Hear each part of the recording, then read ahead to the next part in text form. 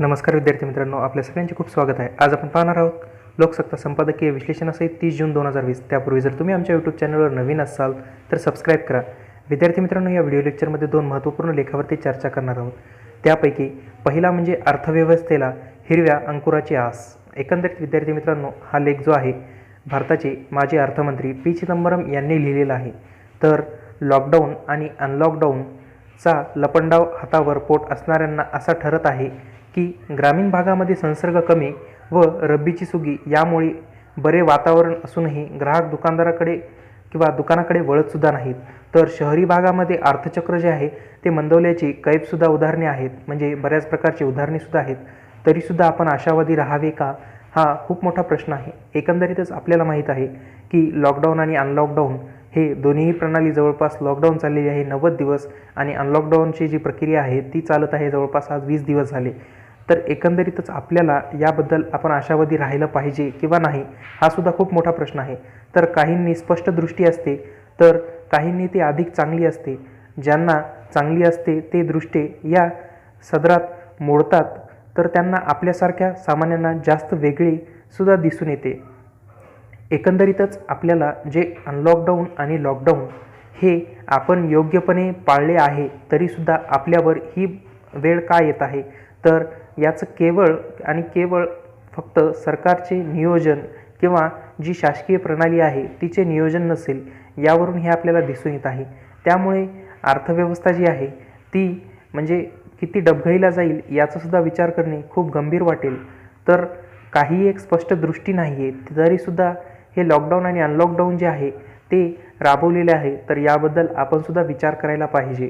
विद्यार्थी मित्रांनो, आपल्याला माहीत आहे की काहींनी त्यापेक्षा उत्तम दृष्टी असते तर त्यांना संत म्हणतो.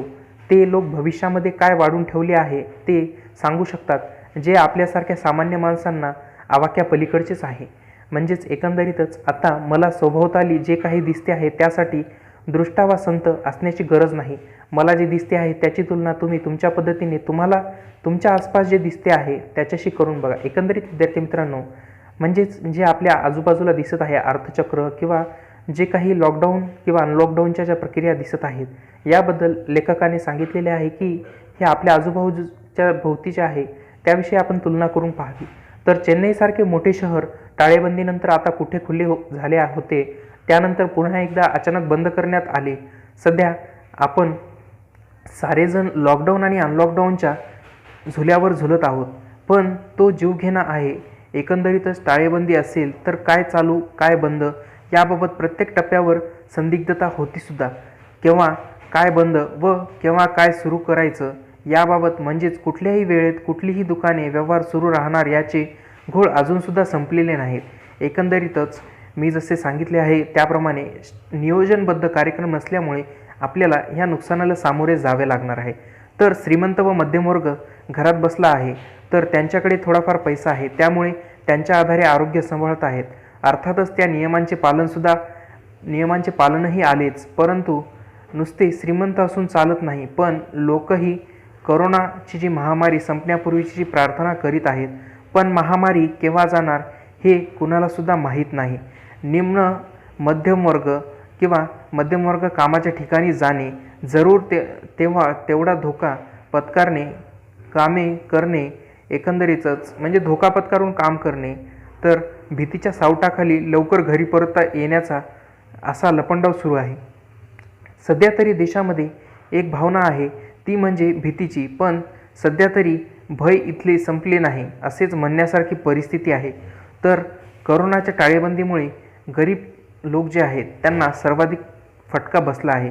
तर स्वयंरोजगारीत लोक, रिक्षा व टॅक्सी चालक, सुतार, प्लंबर, वीजतंत्री, इलेक्ट्रिशियन यांच्यावर सुद्धा कठीण परिस्थिती आलेली आहे. एकंदरीतच विद्यार्थी मित्रांनो, शेतकरी, शेतमजूर तसेच गरीब यांना टाळेबंदी आणि करोनामुळे जी टाळेबंदी लादण्यात आलेली आहे त्याचा खूप मोठा फटका बसलेला आहे. तर याला जबाबदार कोण, हा सुद्धा खूप मोठा प्रश्न आहे. तर विद्यार्थी मित्रांनो, म्हणजे एकंदरीतच भीतीच्या सावटेखाली किती दिवस जगायचं आणि का जगायचं, तर याबद्दलसुद्धा आपण विचार करायला पाहिजे. तर हातावर पोट असलेले हे लोक कामाच्या शोधामध्ये त्यांना भटकावे लागत आहे. तर नेहमीच्या कमाईचे पैसे देऊनसुद्धा त्यांना रोजगार रोजचा दिवस काढावा लागत आहे. यातून केवळ नैराश्य हेच त्यांच्या पदरी न आले तरच नवल आहे. म्हणजेच त्यांना तरीसुद्धा नैराश्यच येत आहे. एकंदरीतच विद्यार्थी मित्रांनो, करोनाची ही साथ गरिबांना उद्ध्वस्त करीत आहे. तर गरीब मजुरांनी कामासाठी स्थलांतर केले आहे, ते त्यांच्या गावी परतसुद्धा गेले आहेत. तर या कसोटीच्या काळामध्ये त्यांना जर कोणी हात दिला असेल तर तो राष्ट्रीय अन्न सुरक्षा योजना व मनरेगा म्हणजेच महात्मा गांधी नागरी रोजगार हमी योजना या कामांनी, या दोन्ही योजनांनी संयुक्त पुरोगामी आघाडी म्हणजेच UPA सरकारच्या होत्या. तर अन्न सुरक्षा मोहिमेत अन्य राज्यांनी तर मोफत धान्य दिले आहे. तर या परिस्थितीतही अजून अनेक मजूर जे आहेत व गरीब लोक स्वयंसेवी संस्था धर्मादाय दानावर अवलंबून आहेत. तर सध्या या लोकांची अवस्था हताश आहे. ते सरकार व दैवाच्या अधीन आहेत. एकंदरीतच म्हणजे स्वतःवर कोणतीही जबाबदारी नाही किंवा कोणावर निर्भरसुद्धा नाहीत. तर आणि आपल्या इथे आत्मनिर्भर सारख्या विविध योजनासुद्धा निघत आहेत आणि सदर लोक जे आहेत ते कोणावर तरी देवावर डिपेंड आहेत. तर लहान गावाच्या बरेच व्यवहारसुद्धा सुरळीत आहेत. तर दुकाने वा सेवा पुरवठा सुरू आहे, पण भाजी बाजार व फळ बाजार, मासे व मांस मासे बाजार येथेच काय ती ग्राहकांची पावलेसुद्धा वळतात. तर पादत्राणे, कपडे, केशकर्तनालय कमी ग्राहक आहेतच आहेत. कारण की ही दुकाने उघडी असली तर लोकांना करोनाची भीती मनात बसलेली आहे. तर कृषी क्षेत्राची सुद्धा झळाळी आहे. तर ग्रामीण भागामध्ये करोनाचा काळातही धोक्यात थोडा दूर असल्याने तेथील व्यवहारसुद्धा सुरू आहेतच आहेत. तेथे फार कमी लोक मास्क वापरतात. तर शेतीचा हंगाम चांगला झाला आहे. तर रब्बी पिकांची खरेदीसुद्धा झाली आहे. तर आता पावसामुळे पेरणीची सुरुवातसुद्धा झाली आहे. तर शेतकऱ्यांच्या चेहऱ्यावर आनंदसुद्धा दिसत आहे. लोक जीवनावश्यक वस्तू व अन्नपदार्थ घेत आहेतच आहेत, पण त्या पलीकडे सुद्धा ते फारशी खरेदी करताना दिसत नाहीत. तर पाकिटबंद अन्नपदार्थ व आहार तसेच पूरक पोषण मूल्य असलेला आहार लोकप्रिय झाला आहे. एकंदरीतच आपल्याला माहीत आहे की आपला भारत जो आहे तो कृषी क्षेत्रावर जवळपास कच्चा माल किंवा 80% ते 70% भाग जो आहे तो कृषी क्षेत्रावर अवलंबून आहे. म्हणजे कृषीमध्ये जर मालाची उत्पादन क्षमता वाढली किंवा उत्पन्न जर झाले तरच कृषी क्षेत्र किंवा उद्योगधंदे जे आहेत ते बऱ्या प्रमाणात चालू शकतात. म्हणजेच आपल्याला मोठ्या प्रमाणामध्ये कृषी क्षेत्रामध्ये यावेळेस उत्पन्न झाले आहे. त्यामुळे जे म्हणजे लॉकडाऊनचा फटका जो आहे तो कृषीला बसलेला नाही, परंतु त्याला योग्य जर भाव नसेल तर असू शकते. तर श्रीमंत शेतकरी ट्रॅक्टर व कृषी अवजारे खरेदी करत आहेत. तर दुचाकी वाहने व लहान मोटरीचा खपसुद्धा मोठ्या प्रमाणात वाढला आहे. तर एकंदरीतच व्यावसायिक वाहनांना थोडी मागणी आहे, पण पेट्रोल डिझेल महाग होत असतानासुद्धा या खरेदीच्या उत्साहावर विरजण पडत आहे. एकंदरीतच आपल्याला माहीत आहे की पुरवठा साखळ्या ज्या आहेत त्या पूर्ववत होत आहेतच. वस्तू व सेवा कराचे काही अडथळे त्यात आहेत, पण 2020-21 मध्ये कृषी क्षेत्र जे आहे ते चमकदार कामगिरी करेल अशी अपेक्षा आहेच आहे. त्यामुळे एकूण राष्ट्रीय उत्पन्न म्हणजेच GDP जे आहे त्यामध्ये कृषी क्षेत्राचा वाटा जो आहे तो 0.60% इतका राहील असा सुद्धा अंदाज वर्तवण्यात आला आहे. तर एकंदरीतच म्हणजे GDP जे आहे तो कृषी क्षेत्राचा 0.60% एवढा राहील असा सुद्धा अंदाज आहे. तर आपल्याला माहीत आहे की बाकी सर्व क्षेत्रामध्ये निराशा आणि अनिश्चिततेची काळजी आहे. तर लघु व मध्यम उद्योगांना सरकारने वाऱ्यावर सोडले आहे. तर अर्थमंत्री निर्मला सीतारामन यांनी 45 लाख लघु व मध्यम उद्योगांना 3 लाख कोटी देण्याचे कबूलसुद्धा केले आहे. तर भारतातील लघु व मध्यम उद्योगांची एकूण संख्या जी आहे ती 10 कोटी असताना केवळ 45 लाख लोकांना 45 लाख उद्योग जे आहेत त्यांना पत हमी देण्याचा हा उपाय होता. तर अनुत्पादक कर्ज आता 10%वर गेली आहेत. याचाच अर्थ 30 लाख कोटीचे कर्ज परत फेडले गेले नाही. तर आत्तापर्यंत 70,000 कोटी मंजूर झाले असले तरीही त्यापैकी 35,000 कोटीचेच वाटप झाले आहे आणि अनेक लघु व मध्यम उद्योग बंद पडलेले आहेत. एकंदरीतच बाकीचे म्हणजे अखेरचा घटकात मोजत आहेत. तर लाखो रोजगारसुद्धा त्यामुळे गेले आहेत. तर प्रवास, पर्यटन, हवाई वाहतूक कंपन्या, बस वाहतूक, आतिथ्य उद्योग, तर ग्राहकोपयोगी वस्तू, बांधकाम, निर्यात ही क्षेत्रे धापा टाकत आहेत, तर त्यातील लोकांना कोट्यावधी रुपयांचा तोटासुद्धा झाला आहे. काही उद्योग जे आहेत ते लवकरच दिवाळखोरीत रीतसर अर्ज करतील सुद्धा, तर लाखो लोकांचे रोजगारसुद्धा हे उद्योगधंदे बंद पडल्याने गेले आहेत. कारण हे लोक प्रत्यक्ष व अप्रत्यक्ष कुठल्या तरी उद्योगाशी निगडीत होते, त्यातून त्यांना रोजीरोटी मिळत होती. तर अनेक कर्जांचा बोजा कमी करण्यासह भांडवली खर्चसुद्धा कमी करणे आरंभले आहे. तर बाजारामध्ये मागणी खूप आहे, तर उत्पादन व सेवा क्षेत्राला खूप मोठा फटकासुद्धा बसला आहे. तर लोक पैसा साठवून ठेवत आहेत, ते बाहेरसुद्धा काढणार नाहीत. वापरातील चलन जे आहे ते 14% वाढले आहे. तर वापर आदल्या वर्षीच्या तुलनेत कमी आहे. त्याची 2 कारणे आहेत. एकंदरीतच विद्यार्थी मित्रांनो, म्हणजे मोठ्या प्रमाणामध्ये बरेच उद्योगधंदे वगैरे बंद पडल्यामुळे रोजगारासाठीसुद्धा खूप मोठा फटका बसणार आहे आणि रोजगारसुद्धा जाण्याच्या मार्गावर आहेत. तर उत्पादन सेवा म्हणजेच उत्पादन व सेवा क्षेत्र जे आहे त्याला मोठ्या प्रमाणात फटकासुद्धा बसला आहे. तर लोक जे आहेत ते पैसा साठवत आहेत, ते बाहेरसुद्धा काढणार नाहीत. एकंदरीतच म्हणजे चलन फुगवटा किंवा चलन साठवणूक ही वाढ झाल्यामुळे सुद्धा मोठ्या प्रमाणात नुकसान होऊ शकते. तर याबद्दलसुद्धा काहीतरी विचार करायला पाहिजे आणि सरकारने योग्य ते पाऊल उचलायला पाहिजे. अन्यथा आपली जी अर्थव्यवस्था जी आहे, अर्थव्यवस्था डुबण्याच्या मार्गावर म्हणजे डुबलेलीच आहे, परंतु जास्त निगेटिव्हमध्ये जाण्यापेक्षा किमान स्थिर तरी होईल, यावर सुद्धा काही उपाय करायला पाहिजेत.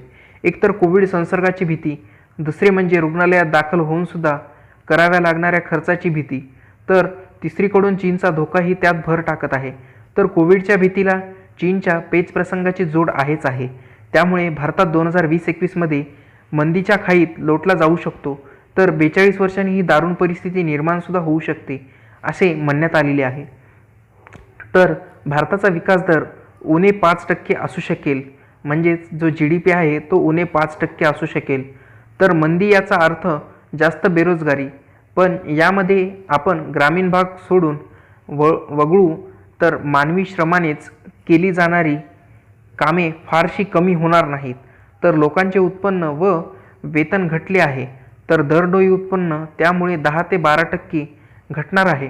तर दारिद्र्य रेषेच्या थोडेफार वर असलेले 30% लोक दारिद्र्याच्या खाईत लोटलेसुद्धा जाणार आहेत, हे आपल्याला माहीत पाहिजे. एकंदरीतच विद्यार्थी मित्रांनो, म्हणजे जी दारिद्र्याची जी परिस्थिती आहे ती 30% जी म्हणजे 30% लोक जे आहेत ते दारिद्र्य रेषेच्या थोडे वर आलेले होते, परंतु आता ते 30% लोक जे आहेत ते दारिद्र्य रेषेच्या खाईमध्ये लोटले जाणार आहेत. एकंदरीतच म्हणजे भारत हा विकसनशील वरून म्हणजे दारिद्र्याच्या खाईमध्ये जाईलच जाईल. तर अर्थ मंत्रालयाच्या मते गहू खरेदी 382 लाख मेट्रिक टन झाली आहे. तर खरीपाची पेरणी 13.13 दशलक्ष हेक्टर भागामध्ये झाली आहे आणि खत विक्री सुरू आहे. परकीय चलन गंगाजळी $507 अब्ज आहे. त्यामुळे सुद्धा अर्थव्यवस्थेला पालवी फुटण्याची आशा आहे. पण उत्पादन व सेवा क्षेत्रामध्ये सातत्याने घसरण चालू आहे. तर वर्षागणिक YoY ती ऋण आहेच आहे. तर उत्पादन वाढ 27.4% असेल, तर सेवा क्षेत्रातील वाढ जी आहे ती 5.4% कमी झाली आहे. तर विजेचा वापर 12.5%ने घटला आहे. तर पेट्रोलियम उत्पादनांचा वापर जो आहे तो 23.2%, तर कोळशाचा खप 4% कमी आहे. तर रेल्वे मालवाहतुकी जी आहे ती गतवर्षीपेक्षा कमी आहे. तर अर्थव्यवस्थेच्या अनेक क्षेत्रावर रोजगारसुद्धा गेले आहे. एकंदरीतच जे म्हणजे अर्थ मंत्रालयाने जी काही खरेदी सांगितलेली आहे तेवढी खरेदी जी आपली पेरणी झालेली आहे त्या बदल्यामध्ये झाली आहे का, किंवा खत विक्री जी सुरू केलेली आहे ही सुद्धा म्हणजे सत्यता तपासायला पाहिजे.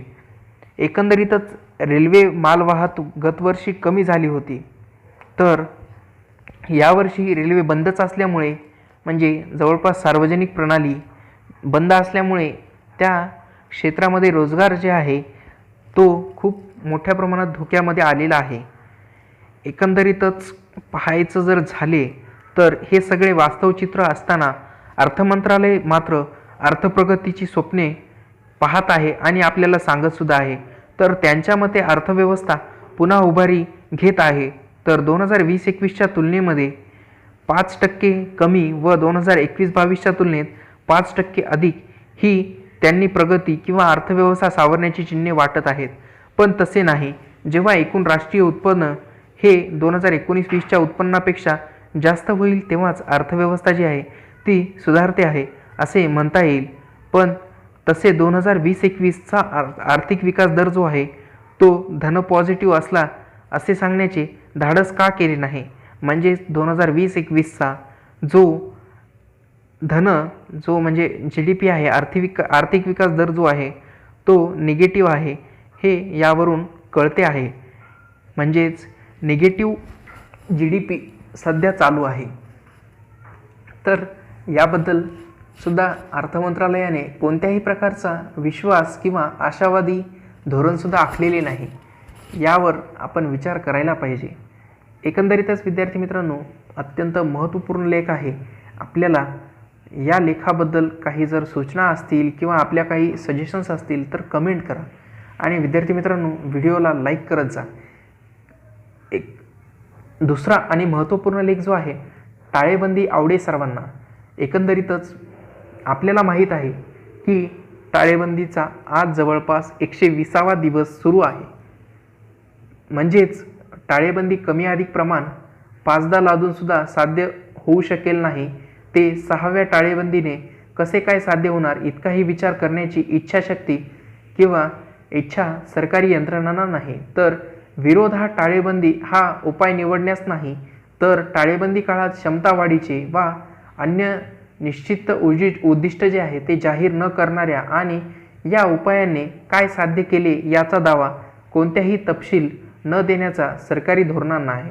एकंदरीतच म्हणजे जी 6 वेळेस टाळेबंदी आपल्यावर लादण्यात आलेली आहे, म्हणजे 5 वेळेस जी टाळेबंदी लादण्यात आलेली आहे त्याचा कोणताही फायदा किंवा काय झाले याबद्दल सुद्धा सरकारी यंत्रणांनी अद्यापपर्यंत स्पष्ट केलेले नाही.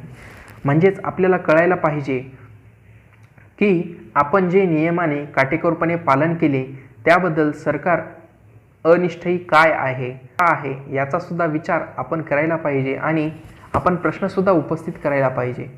म्हणजेच टाळेबंदी जी आहे ती सर्वांना आवडू लागली की काय हा सुद्धा खूप मोठ्या प्रमाणात प्रश्न निर्माण होतो आणि त्यामुळेच लेखकाला हा लेख जो आहे तो लिहावा लागलेला आहे. तर अधिकाऱ्यांनी टाळेबंदी आग्रही मार्गी स्वार्थ लक्षात घेण्यास मुख्यमंत्री तयार नसणे हे आणखीच खेदजनक आहे. म्हणजेच अधिकाऱ्यांच्या टाळेबंदीच्या आग्रहामागील म्हणजे आग्रह अधिकाऱ्यांनी धरला होता त्यामागील स्वार्थ लक्षात घेण्यास मुख्यमंत्री तयार नसते हे सुद्धा म्हणजे खूप दुःखदायक किंवा खेद व्यक्त करणे इतकं महत्त्वाचे आहे. तर 1897 साली 1897 साली पुण्यामध्ये प्लेगची साथ आटोक्यात आणण्यासाठी ब्रिटिश सरकारने जे अनन्य मार्ग पत्करले होते त्यावरून जनतेच्या मनातील संतापाचा आविष्कार बाळ गंगाधर टिळक यांच्या सरकारचे डोके ठिकाणावर आहे काय या शीर्षकातून संपादकातून उमटला होता. तर टिळकांच्या या आग्रलेखाचे स्मरण होण्यामागेही एकच साथ आहे.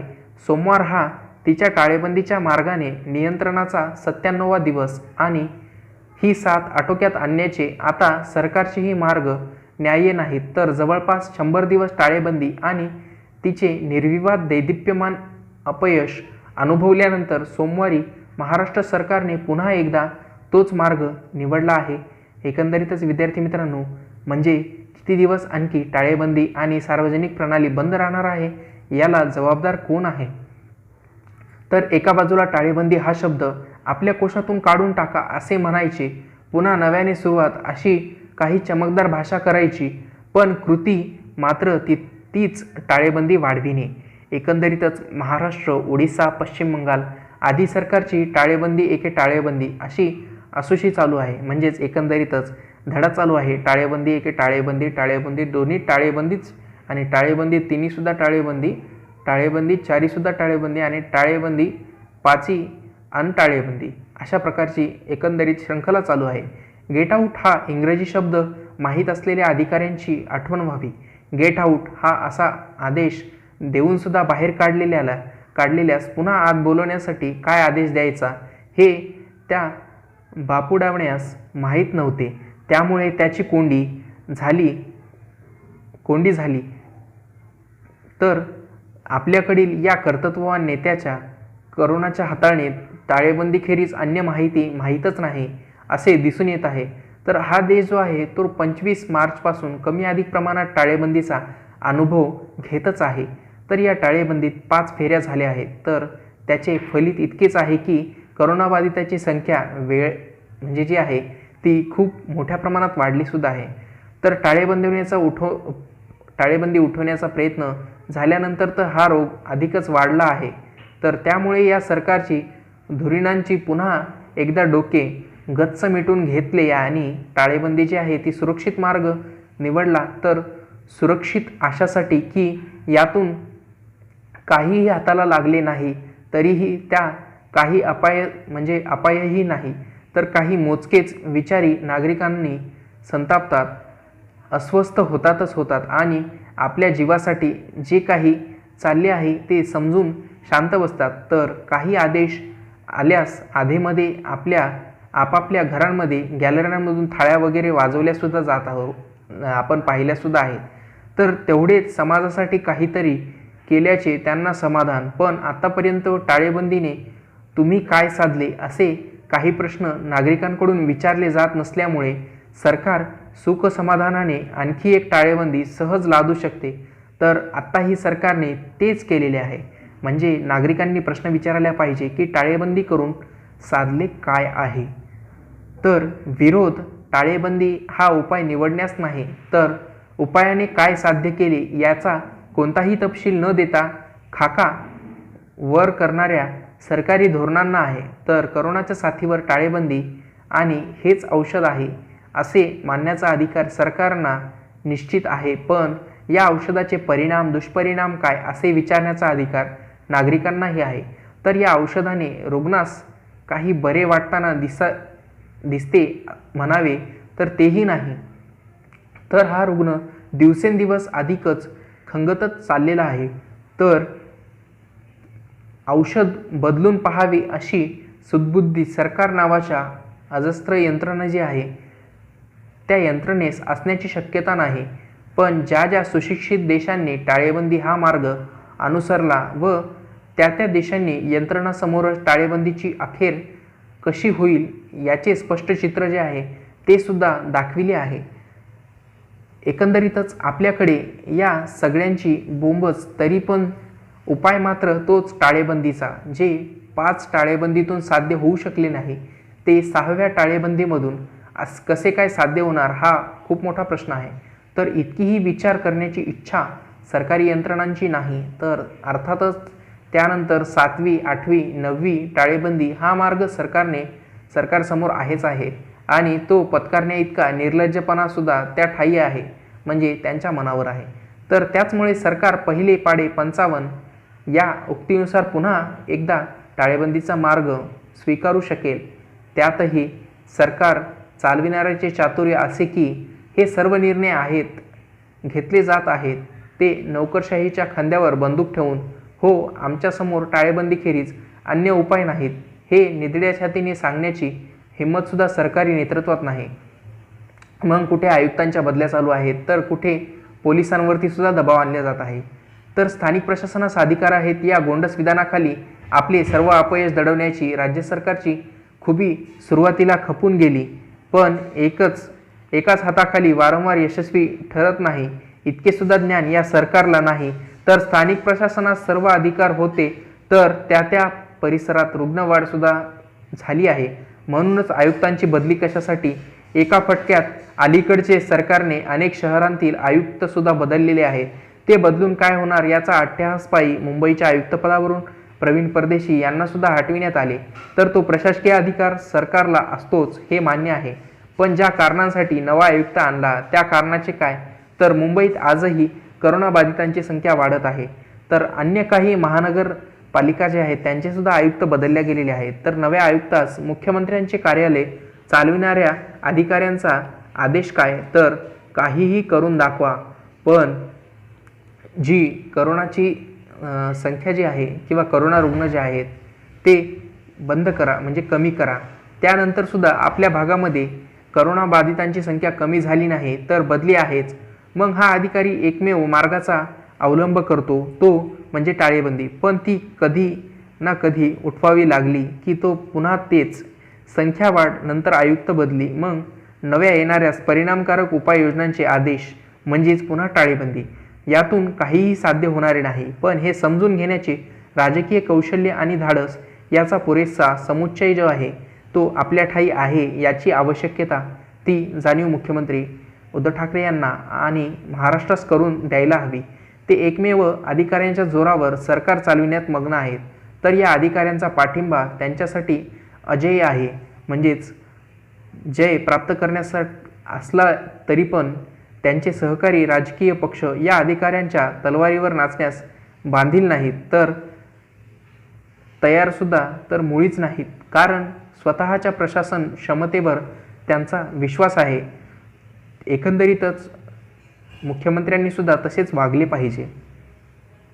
म्हणूनच अधिकाऱ्यांकडून सरकार चालविण्यास त्यांना रस नसेल तर साहजिकच ही बाब मुख्यमंत्री किती जाणतात हा प्रश्न अलहिदा आहे. पण अधिकाऱ्यांची टाळेबंदी आग्रहामागील स्वार्थ लक्षात घेण्यास मुख्यमंत्री तयार नाहीत हे सुद्धा निश्चित आहे.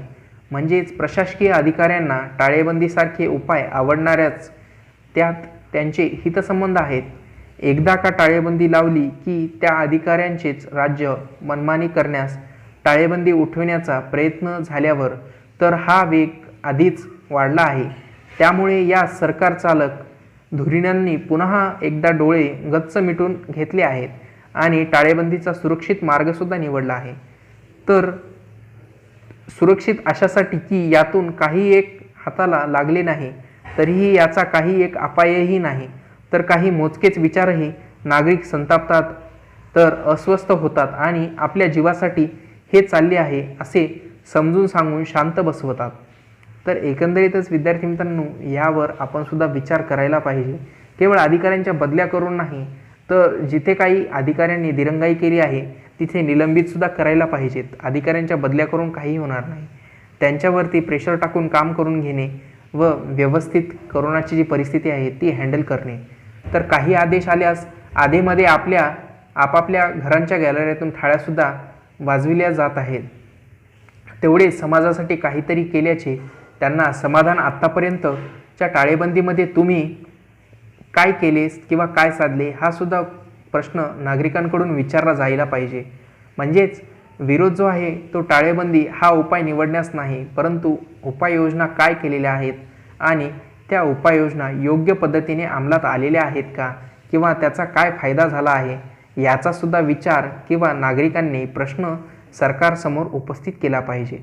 तर जे लॉकडाऊन आहे, म्हणजे लॉकडाऊन एक प्रकारचं औषध आहे. म्हणजेच टाळेबंदी जी आहे ती करोनावरती किंवा करोना साथीवरती औषध आहे. तर हे औषध जे आहे याचे दुष्परिणाम किंवा परिणाम हे सुद्धा नागरिकांनी विचारायला पाहिजेत. जर ते आत्ता विचारले नाही तर याचा खूप गंभीर परिणाम जो आहे तो नागरिकांना सामोरे भोगावा लागू शकतो.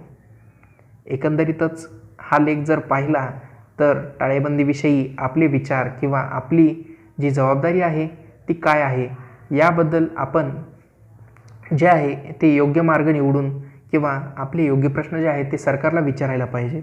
त्यामुळे सरकारला जाग येईल किंवा सरकारकडे उत्तरे कशा प्रकारची आहेत हा सुद्धा प्रश्न आहे. तर हा रुग्ण दिवसेंदिवस अधिकच खंगातच चाललेला आहे, पण तरीही औषध बदलून पाहावे ही सद्बुद्धी सरकार नावाच्या अजस्त्र यंत्रणेस असण्याची शक्यता नाही. ज्या सुशिक्षित देशांनी टाळेबंदी हा मार्ग अनुसरला आहे त्या देशांच्या यंत्रणेसमोर टाळेबंदीची जी आहे ती अखेर कशी होईल याचे चित्र जे आहे ते स्पष्ट होत आहे. आणि दरम्यानच्या काळामध्ये काय उपाययोजना याचा त्या देशांच्या यंत्रणा ज्या आहेत त्यांनी पूर्ण अंदाज होता. म्हणूनच दरम्यानच्या काळामध्ये त्या देशातील वैद्यकीय यंत्रणांची जी क्षमता आहे ती वाढ होऊ शकली आहे. तर आपल्याकडे या सगळ्यांचीच बोंब आहे, तरीही मात्र पर्याय तोच टाळेबंदीचाच. जे 5 टाळेबंदीतून साध्य होऊ शकले नाही ते 6व्या टाळेबंदीतून कसे काय साध्य होणार इतकाही विचार करण्याची इच्छा जी आहे ती सरकारी यंत्रणांची नाही. तर अर्थातच त्यानंतर 7वी 8वी 9वी 10वी ही टाळेबंदी किंवा हे मार्ग जे आहेत ते सरकारचे आहेत आणि तो पत्करण्या इतका निर्लज्जपणा त्यांच्या ठायी आहे. म्हणजेच ते करणार जे आहे त्यात कोणतेही तथ्य म्हणजे करूनसुद्धा काही फायदा नाही. हे फक्त त्यावरून एवढंच आहे की स्वतःवर येणारी जी जबाबदारी आहे ती म्हणजे स्वतःवर न घेता अधिकाऱ्यांवरती टाकून देणे आणि एकंदरीतच आपल्याला जे वाटते ते करत राहणे यावरून दिसून येत आहे. आणि जनतेला जरी त्रास किंवा नुकसान झाले तर याची जबाबदारी कोणीही घेण्यास तयार नाही. एकंदरीतच त्याचमुळे सरकार पहिले पाढे 55 या उक्तीनुसार पुन्हा एकदा टाळेबंदीचा मार्ग स्वीकारू शकेल. तर यातही सरकार चालविणाऱ्यांचे चातुर्य असे की सर्व निर्णय घेतले जात आहेत तर नोकरशाहीच्या खांद्यावर बंदूक ठेवून हो आमच्यासमोर टाळेबंदी खेरीज अन्य उपाय नाहीत हे निधड्या छातीने सांगण्याची हिंमत सरकारी नेतृत्वात नाही. मग कुठे काय आयुक्त बदलतात. एकंदरीत विद्यार्थी मित्रांनो हे खूप हसण्यासारखं आहे की आयुक्तांच्या बदल्यासुद्धा करण्यात येत आहेत. तर काही ठिकाणच्या म्हणजे नवीन नियुक्त्यासुद्धा देण्यात येत आहेत आणि सरकारनेच आदेश काढलेले आहेत की करोना महामारीमुळे पुढील 1 वर्ष जवळपास कोणाच्याही बदल्या किंवा प्रमोशन देण्यात येणार नाही. मग असे का करण्यात येत आहे तर याबद्दलसुद्धा विचार करायला पाहिजे. एकंदरीतच यावरून असे दिसून येते की केवळ म्हणजे काम जर केले नाही तर बदल्या करण्यापेक्षा उलट त्यांना जास्त काम त्यांच्यावरती प्रेशर देऊन जास्त काम करून घेतले पाहिजे किंवा निलंबनाचा सुद्धा मार्ग अवलंबला पाहिजे. ना की बदली करून केवळ त्यांची म्हणजे बदल्या करून किंवा नवीन अधिकाऱ्यांच्या नियुक्त्या करून काही एक होणार नाही यावर सुद्धा विचार करायला पाहिजे. आणि एकंदरीतच एका फटक्यामध्ये अलीकडेच सरकारने अनेक शहरांचे आयुक्तसुद्धा बदलले आहे. तर सरकार स्वतःची जी जबाबदारी आहे ती दुसऱ्यावरती ढकलल्याचे दिसून येत आहे. एकंदरीतच आपल्यालासुद्धा कळायला पाहिजे की आपणसुद्धा याबद्दल सरकारला प्रश्न का विचारत नाही. हे खूप मोठे म्हणजे प्रश्न नाहीत परंतु आपण ज्या भागामध्ये राहतो त्यासाठी अत्यंत महत्त्वपूर्ण आणि आपली एक नागरिक म्हणून जबाबदारी आहे.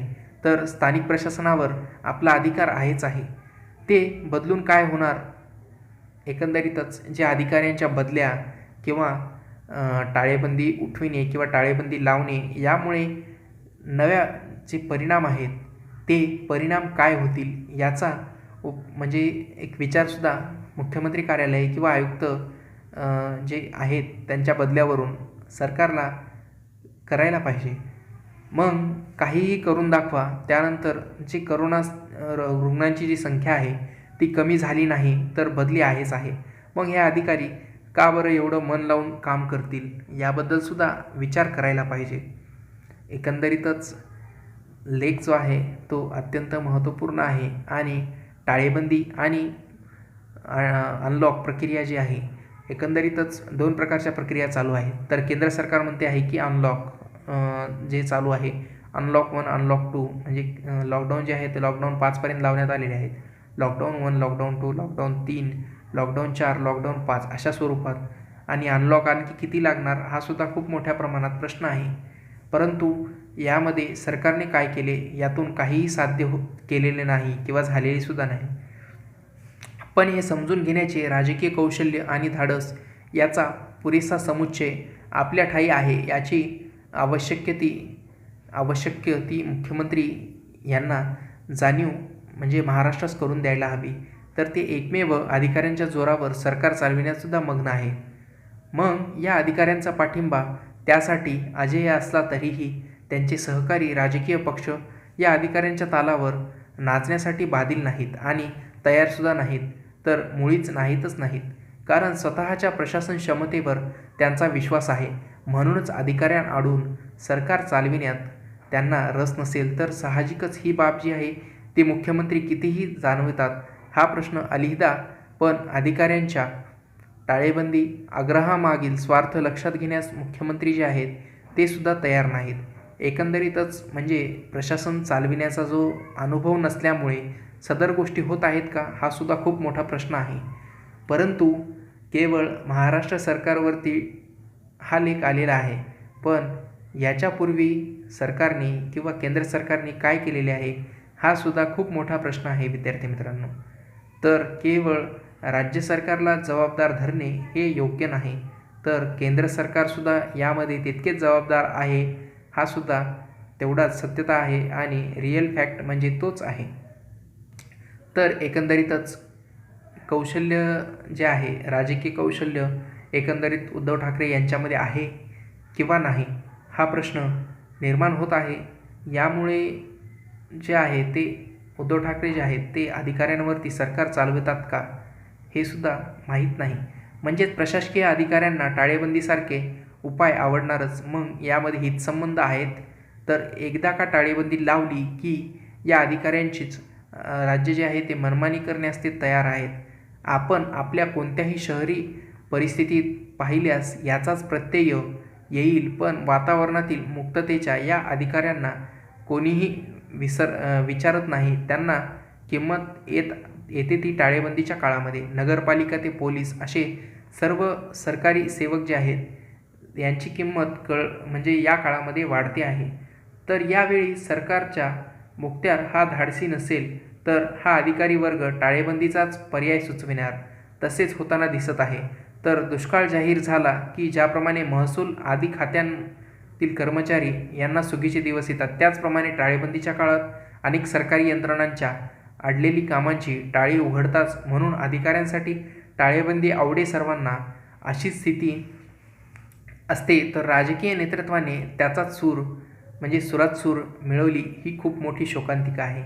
एकंदरीतच म्हणजे टाळेबंदी जी आहे ती कोणाला आवडेल आणि का आवडेल हा सुद्धा व्यवस्थितपणे लेखकाने संपूर्ण लेखामध्ये स्पष्ट केलेले आहे. म्हणजे टाळेबंदी जी आहे ती सरकारी बाबू किंवा सरकारी कर्मचारी यांना मोठ्या प्रमाणात आवडत आहे.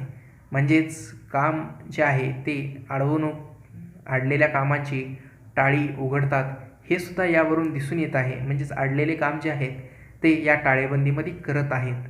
एकंदरीत विद्यार्थी मित्रांनो, आपल्याला माहीत आहे. आपल्याला व्हिडिओ कसा वाटला कमेंट करून कळवा. व्हिडिओला लाईक कमेंट करायला विसरू नका. विद्यार्थी मित्रांनो, टार्गेट गव्हर्नमेंट जॉब या आपल्या यूट्यूब चॅनलला सबस्क्राईब करा. धन्यवाद.